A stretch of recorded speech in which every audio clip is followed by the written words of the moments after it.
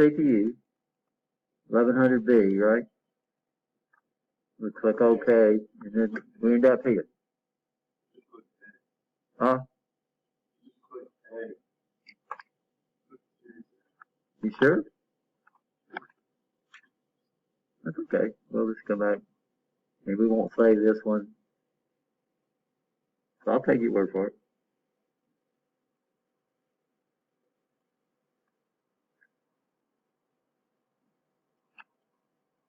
Okay, so we got some sections up here. We're going to talk about all these. This is what we call the project tree over on the left-hand side. So this is the project tree. These are called data files. So I have a data file called output. We have a data file called input. We have status. We have a B3 file, a data file called binary. We have a C4 for timers. We have a C5 for counters. R6 for control. N7, these are for integers. What's an integer? That's a number without a fraction, right? And then we have F8. These are floating point numbers, or these are where all your real numbers are kept. Now we're going to get down to counters, timers, and counters this semester. But if you want to learn these other registers, then you're going to have to take PLC 2. So this is where all your inputs and outputs are kept. Okay. Okay, so now we want to create a basic program, right? So what I'm going to do is I'm going to highlight rung 0, it turns red. And then right here, let me,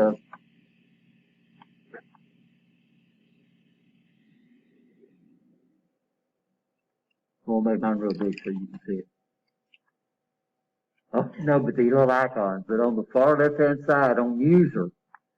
So user, these are where you're going to put all your main instructions, the instructions that you use all the time. By default, you get a new rung, you get a drop down, you get an examine if close, you get an examine if open, you get an output enable, you get output latch and output unlatch. Okay, so that's by default. And we'll show you how to get to the other instructions. Come down here, you got these little scroll tabs. So we'll come over here and we'll deal with counters and timers this semester. Let's went back to the up here in front. But right now, everything that we need should be in our user thing. Toward later on in the term, I'll show you how you can get rid of these and how you can add to them. It's not that hard. But everything we should need is there. Okay, so what I will do is, first I'm going to click on 0, right? You understand that. And I'm going to come up here on my rung, and I'm just going to drag it down. And notice it changes green. And we've inserted a rung. Notice it took rung 0. So the top rung on RSLogic 500 will always be 0. If you insert, and you can insert rungs wherever you want to. So I could come right here. I could insert that rung. I could insert it here, or I could come down here and put rungs anywhere I want to inside the program. If I say, oh, I don't want to go, I did that in accident. I don't want to put that where you got this. Once you got it highlighted, you got this magic key on your keyboard called delete. You can just click on delete, and you can get rid of any instruction by just highlighting it and clicking delete on your keyboard. By the way, your control C's and your control V's, all those work. So what do we want to do? We want to bring an input down, right? Examine if closed. So notice if I hover over the instruction, it actually comes up and tells you what it is. So that's technically that instruction is called examine if closed, and that's a really important concept we're going to have to understand as we move to it. If I move to that symbol right there, it says examine if open. Okay, so what's it waiting on? What's the question mark? It's waiting on an address, right? So what are we going to do? Let's assign this to input 0. So I'm going to put input, uppercase I, colon, slot 0, because these are all internal, and then I'm going to put a slash, and I'm going to put a 0. Now, the problem we have is that the O key and the 0 key are right on top of each other. So somebody in this class is going to use an O instead of a what? A 0, or vice versa. Siemens, they changed outputs to Q. So you don't ever use the O key. So that was one thing that they know. Okay. Once I got it in there, I'm going to hit what? I'm going to hit enter, and this right here should pop up. Now you can click away and it'll assign the address, but it don't give you the chance to give it a symbol. So we don't have to use symbols for this PLC programming language. We don't have to use symbols. But what you're going to find out, symbols allows you, once we get into these bigger programs where we're constantly repeating things, it's going to allow you to use names instead of what? Numbers. So what I just do, I'm assigning a contact to that address. So that's what you're doing. That phone number is basically an address, right? But you assign it a name, and then once you assign it a name, like if you ask me, I know one of my son's phone numbers, but if you ask my other son's cell phone number, I don't know it. You know, we used to memorize numbers all the time when we used to have the dial phones, but now we don't do that because once we assign a contact, we don't worry about the number anymore, right? So what do we want to call this? Let's just call it input 0. Of course, what you want to do is assign it a name to what it's going to do. And I'm going to click OK. You can use lowercase, it'll do it. Okay, so I've assigned that a symbol. If I check it, so here's my check, right here, the little box, verify file, it still says I have an error. But now when I verify it, it tells me what's wrong. It's going to tell me I don't have an output instruction. Are we okay? That makes sense. Then let's grab an output enable, this guy right here. So it's not drawn, the symbol is not quite like a relay call. It's like two parentheses, right? And what's it waiting on? That question mark, what it's waiting on? It's waiting on an address, right? So we're going to call this what? Output, colon, 0/0. And I'm going to hit enter. And then I'm going to click on symbols, and we'll just call this output 0.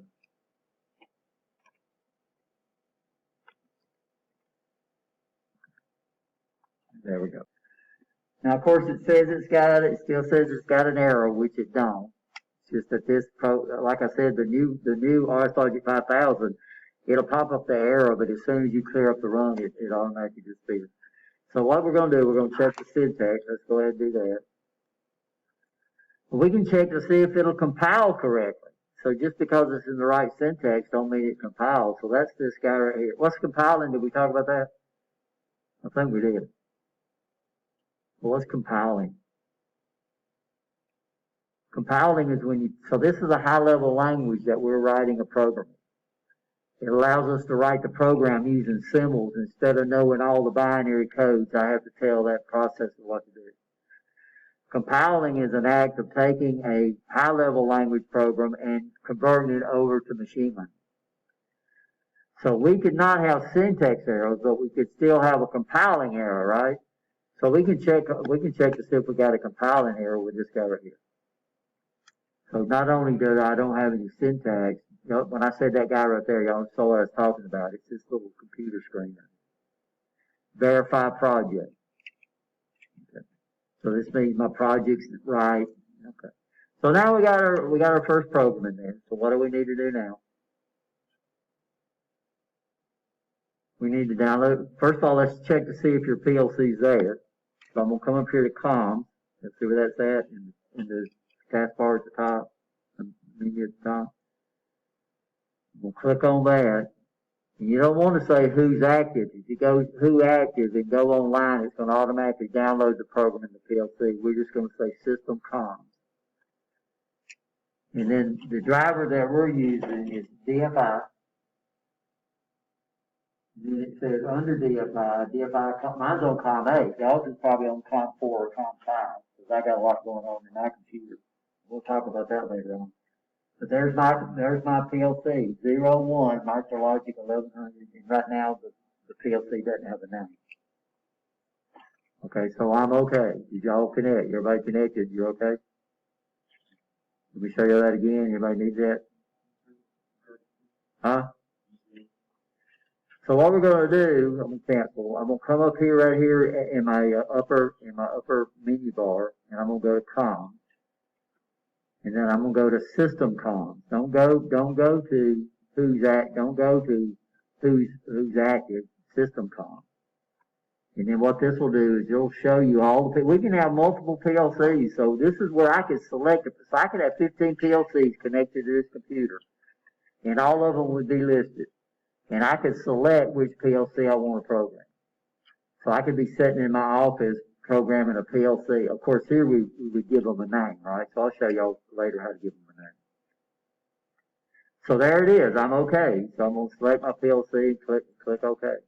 So now we know we can download it. Are we okay?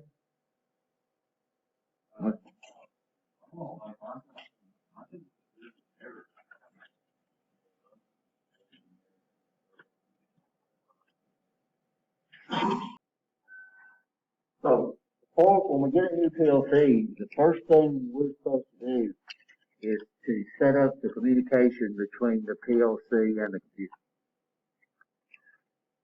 RS Logic 5000 and Studio 5000 and RS Logic 500, this is something that's a little complicated because they support so many different PLCs. So Siemens hadn't been in the PLC business very long. So they usually handle big switch gear, but they're really getting into the electronic side right now. So that means they're setting up their communication is easy, but Allen Bradley's hard because they have so many CPUs out there, right? So they have two main ways that we got all these different ways we can get to it. The two primary ways is using Ethernet IP, which we're not going to get into in this class. But once you get into the advanced classes, we'll get you into more advanced communication techniques. But what we're using is it's called, we're using a IEEE EIA 485 interface, which has been around for years, and that's what we're using. So that's what this cable is right here. Now the problem is it runs off an old RS-232 port, which used to be standard on PCs, but they've done away with this RS-232 port. This is a 9-pin DIN connector. But what you find out is you can still get all those old ports with these dongles, these little adapters. So you can get an old parallel port for your computer if you want to, but it runs off USB. And this is a COM port. We'll talk about a little bit about that later on. And this gets a number, so it's assigned a number. So I'll show you a little bit about setting up the communication with this. And I'll try to show y'all what's required. Y'all won't have to do it to set up the Ethernet. So we have two methods of communicating with this PLC. If you look on the left-hand side, you'll see the 485 input, which is what you're plugged into. But right above it, you see the Ethernet input, Ethernet IP. Now, if you take PLC3, which is PLCs and automated systems, you'll actually build your Ethernet cable that you actually interface with it. So you actually make your own cable. So we have that capability. So everybody's connected, right? Well, okay, so we got our PLC program in there. We got no errors in it. Very simple program. Right now, we need to switch the PLC into program, but we've got ours in remote, right? So what is it going? It's going to let us switch it in our application. So right up here on this little scroll menu right here, we're going to click on that, and from that list, right now we've only got 3. We got go online, which will send us online to monitor a program that's already in there, or we can download. Now this is where it's going to ask you for a name for your program. Okay, so right now, mine's going to store mine on the desktop. I think yours by default is going to store y'all's in the document folder. Are we okay? So let's just use that.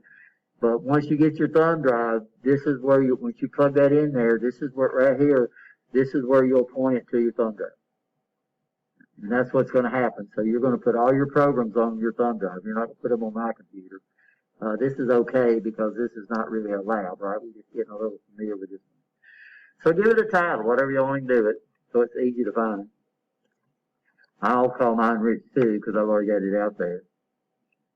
So this is very strange, and why they do this, I don't know. Like take RSLogic 5000 or the TIA portal.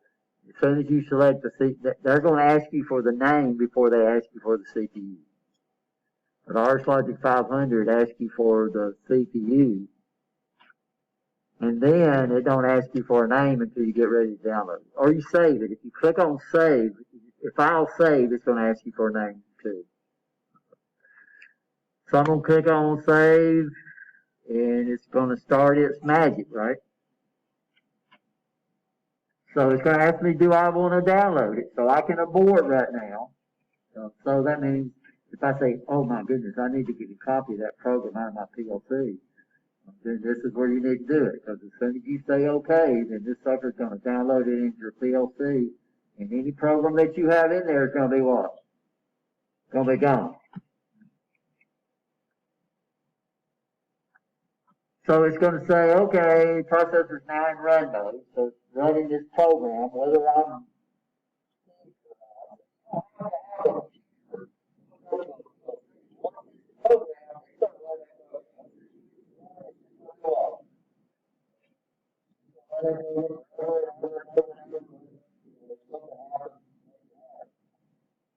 so we're going to switch it into program mode. We're going to do this remotely. Downloading the program, and it's going to say, okay, do you want it now? Do you want the program? Do you want the PLC to run your program? So we're going to say yes. Now it's asking me, do I want to go online to monitor the program? You don't have to do that. It's in the PLC now, right? You'll understand that. It's in the PLC. It'll run it from now to doomsday since we got it in run. If we want to see it run, and this is a nice about a PLC, you can do a lot of troubleshooting without ever picking up a meter. Okay, so I'm going to go online, and now it tells me what's true and what's false. My switch is open. So I can come up here and close the switch. Oh, wait, the switch has got two positions. It's got a momentary contact. So that's what we'll use anytime we're simulating a push button, right? Does that make sense? And then we got a full ball on. Leave it on. So this tells me not only did my switch open, and I rewired mine, by the way, where y'all was.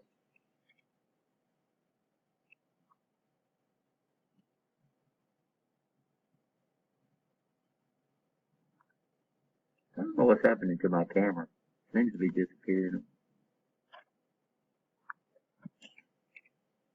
But my output 0 is on.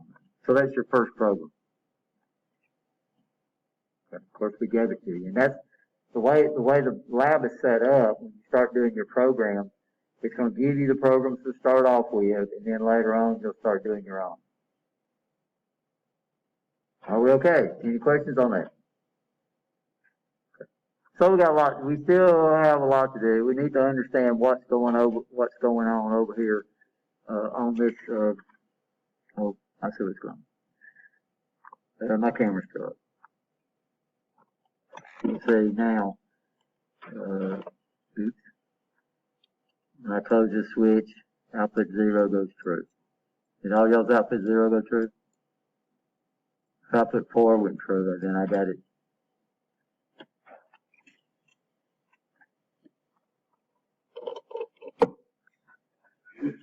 Huh? Didn't? Oh, my word. So of course we're going to have to learn. We're going to have to learn about this project tree, especially this section out here, all these data files. I'm going to bring up my input data file real quick. Oops. When you close the switch, can y'all see this guy right here? It's going from a what? 0 to a 1. So here's input 0, here's input 1, 2, 3, 4, 5, 6, 7, 8. So your program is not actually reading the input. Your program is looking at this data file. So the hardware of my computer is reading my inputs, placing ones and zeros into my data file representing the state of those switches, and then your program reads this data file. And then we have the output data file, which is where it sends it to it. Let me get off of it. So this is what my program does. My program stores ones and zeros in the output data file, and then my hardware scans that file to determine which outputs to turn on, which outputs to turn off. So that's just two of them. We'll learn a lot about that as we go through. So very simple program. Our programs are going to get more complex, but just very easy. So what's the first thing we had to do once I came over here and said I wanted to do it? By the way, it won't let me change this program. So I can come up here all day long and try to do this, and it won't let me change it. Why? Because I'm online, right? Y'all understand? So if we're going to change a program, we need to do what? We need to come up here and click on this and go offline. And then once we go offline, it's going to allow us to do what? It's going to allow us to edit it, and then we can download it again. Good, right? So now we can edit it. So I'm offline. So now I can come in and I can add more rungs if I want to. By the way, that delete key is a nice thing. If I wanted to get rid of that one, I can just highlight it and say what? Delete, right? Well, I can copy and paste. So if you're going to put the same input in multiple rungs. By the way, it holds that symbol. So I can come up here and type in input 0, and just because I deleted it, didn't I call that input 0?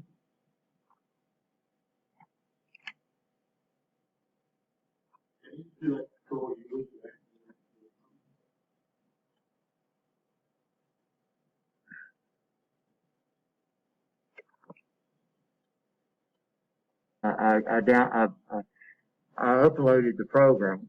When you upload a program from the PLC, you don't get your symbols, and that's another big problem. Most of your new PLCs actually download the symbols into the PLC. How we doing? Let me it's the review for the test. Is it up on the Blackboard?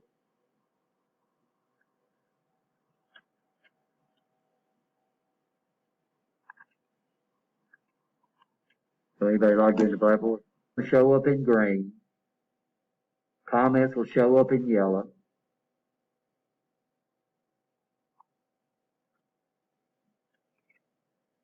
This is actually one part of the diagram that Festo provided for their PLC. So all the programs on the Siemens PLC, the Allen Bradley PLCs on the Festo line, they gave us all the programs. But not only did they give us the programs, they added all these comments in there. And by the way, I clipped some of them out. The comments are actually in two different languages. It's in German and in English. So the actual comment bars are really big. I've clipped out all the German because Siemens is a German company. But what they've done is they've assigned every device or every output, every instruction has a what? It has a symbol. And once I've assigned it a symbol, I don't have to remember the addresses anymore. I just got to know what the symbols, especially if you give it a symbol that makes sense, like emergency stop, EM stop. So I said, so that would be a a real easy symbol to remember. I can put that anywhere. And that's what's neat about PLCs is in motor controls, if I've got one contact, I can use it once.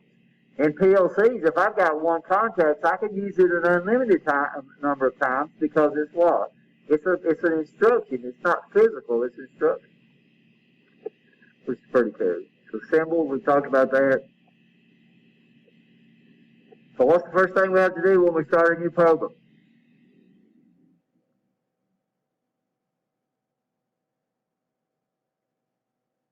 select the CPU, right?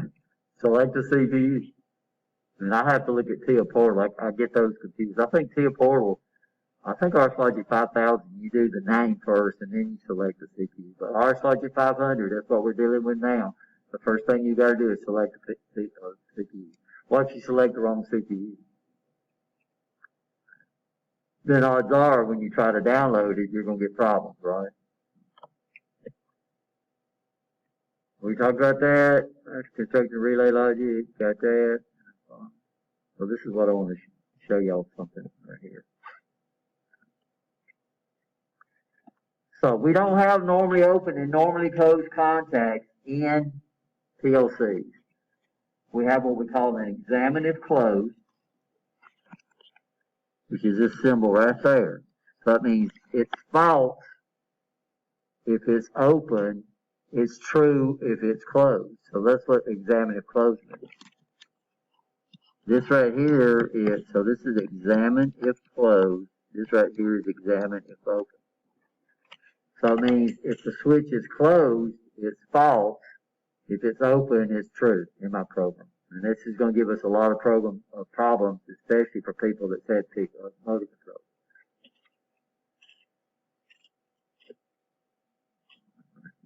And we'll look at that.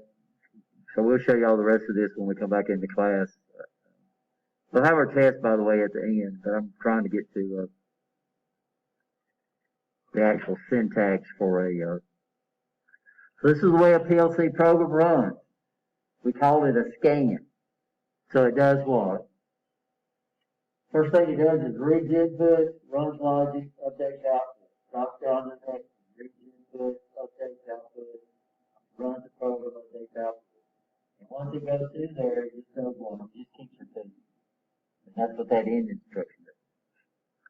So the time it takes for the program to make one loop through the program, we call that scan time. And of course, the big thing, we got two guys working on my computer, taking the motor controls class, and they work for Brosa. And he said they added a robot, they replaced a human with a robot. Well, the guy didn't lose his job, he was reassigned, to decrease the cycle time for that line. And instead of running this many parts per hour, now they can run a lot more. Well, PLCs, how long it takes to scan depends on how fast your application runs. So scan time is very, very important in PLCs. We call it cycle time on robots. So how long it takes so robot does the same thing. It runs a program, then it does what? Then it just keeps repeating. And how fast you can make that robot do it and accurately do it is what you want, because the faster it can do it accurately, the more parts you're going to put out, right? So it's this is very important so that's not what I wanted to look at. What I wanted to look at is the actual syntax for an address.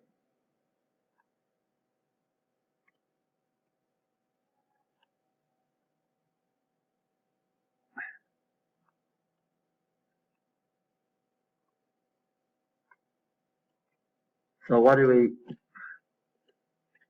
we start off with first on our address?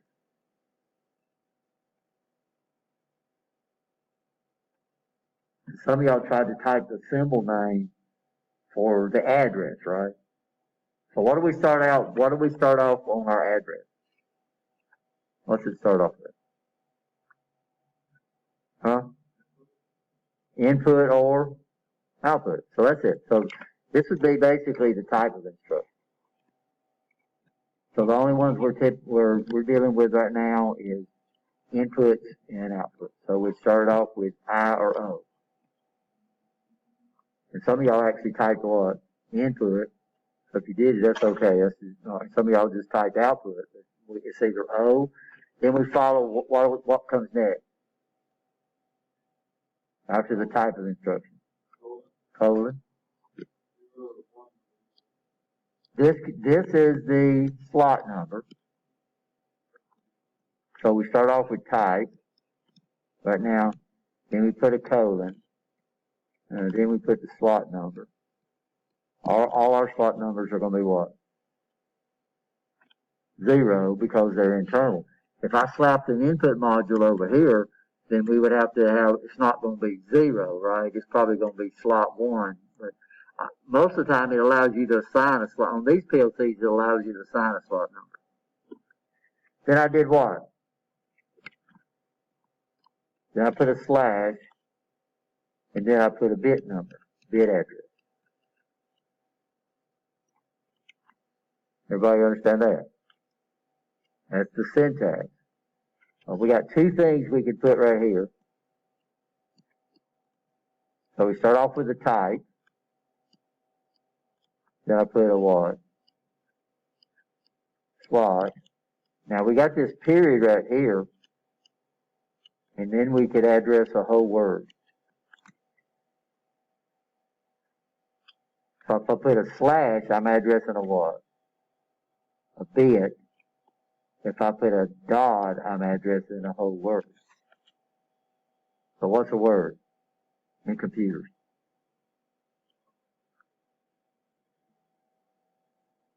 How many? 16. Good. 16 bits. And like I said, PLCs call them long words for 32 bits, where computers call them double words and quad words. We'll get up to quad words on computers. PLCs has words and they have long words. And then we have signed and unsigned. We'll have to look at the different data types. So we can actually literally, I could actually enter, if I could actually input every one of those inputs right there into instructions if I wanted to use it. But that's not the instructions that we got. So the instructions we're going to be using is input and output.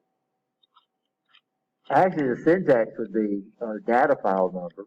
So it would be input 1. Output would be output 0. That gets very confusing. So what they did is they let us get rid of that. So this is the actual data file. So T4, you can't get by with that. And this is what we're going to use for timers.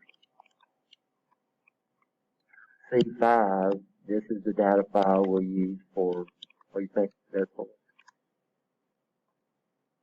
Counters. So technically, they let you get by, RSLG 500 lets you get by without assigning the data file number for inputs and outputs, because they can't move.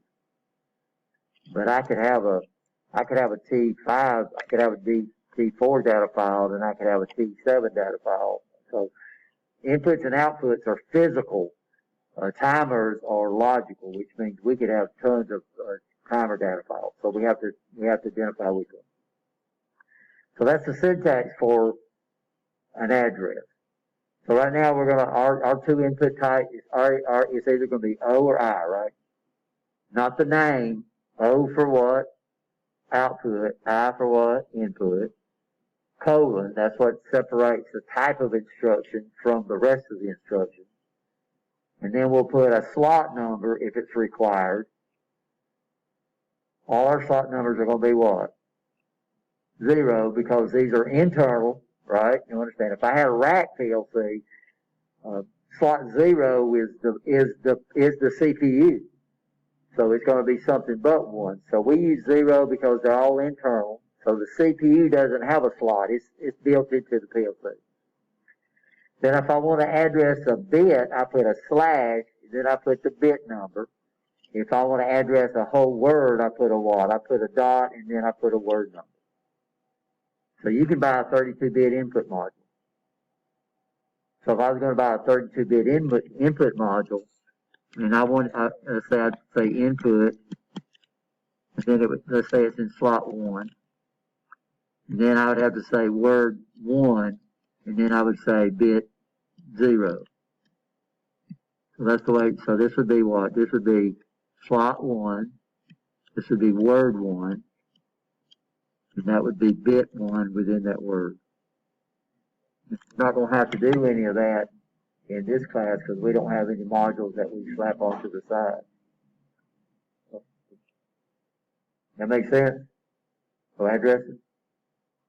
So, and like I said, I know it's kind of confusing because I said it's an output instruction, and some of y'all wanted to type what? Output. But that's the symbol. So y'all know the difference now between a symbol and an address. Everybody okay? So first program, guys. Any questions?